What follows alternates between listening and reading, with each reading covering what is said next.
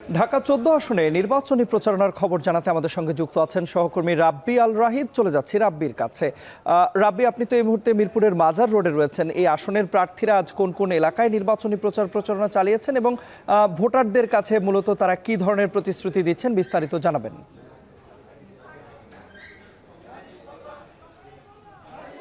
দেখছেন যে ত্রয়োদশ জাতীয় সংসদ নির্বাচনকে কেন্দ্র করে সারা দেশে একটি উৎসবমুখর পরিবেশ বিরাজ করছে এবং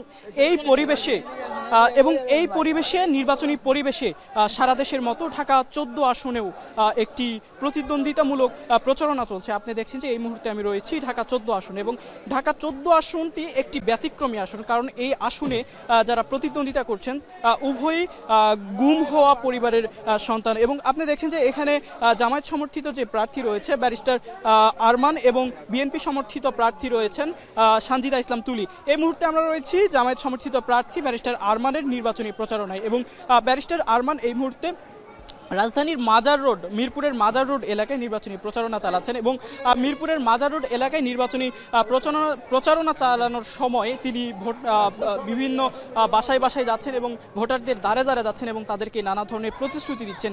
বিশেষ করে তিনি জানিয়েছেন যে তিনি যদি এই এলাকাতে নির্বাচিত হন তাহলে এই এলাকায় দুর্নীতি, মাদকমুক্ত এবং সন্ত্রাসমুক্ত একটি এলাকা হিসেবে গড়ে তুলবেন। এবং পাশাপাশি তিনি আরেকটি কথা বলেছেন যে তাকে ভোটাররা জানিয়েছে যে যারাই এই এলাকায় নির্বাচিত হয় তারা কখনো এই এলাকায় নির্বাচিত হওয়ার পর আর থাকে না। তিনি বলেছেন যে তিনি যদি নির্বাচিত হন তাহলে তিনি এই এলাকার মানুষের সঙ্গে থাকতে চান এবং তাদের কথাগুলো শুনতে চান। এবং তিনি আরও বলেছেন যে তিনি যখন নির্বাচিত হবেন তারপর তিনি তাদের এই এলাকার মানুষের কথাগুলো তিনি জাতীয় সংসদে উপস্থাপন করবেন।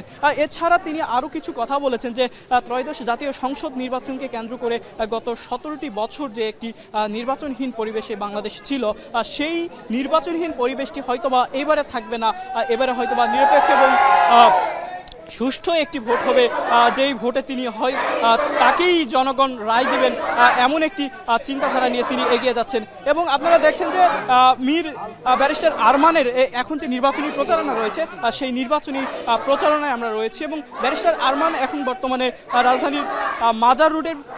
রাজধানীর মাজার রোডের বিভিন্ন এলাকায় ঘুরছেন এবং তিনি ভোটারদেরকে নানা ধরনের প্রতিশ্রুতি দিচ্ছেন এবং নানা ধরনের প্রত্যাশার কথা জানাচ্ছেন। দেখছেন যে এই মুহূর্তে মিরপুর মাজার রোড থেকে ব্যারিস্টার আরমানের নির্বাচনী প্রচারণার সর্বশেষ। রাব্বি আল রাহিদের মাধ্যমে জানছিলাম রাজধানী ঢাকার যে ঢাকা ১৪ আসন রয়েছে সেই আসনে নির্বাচনী প্রচারণার সবশেষ খবরাখবর।